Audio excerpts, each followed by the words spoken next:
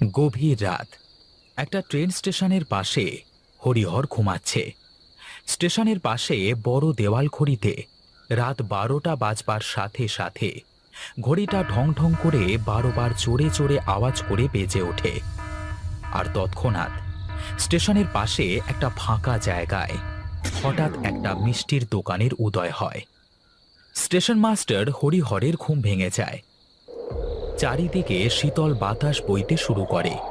স্টেশনের বাতিগুলো জ্বলতে নিভতে শুরু করে।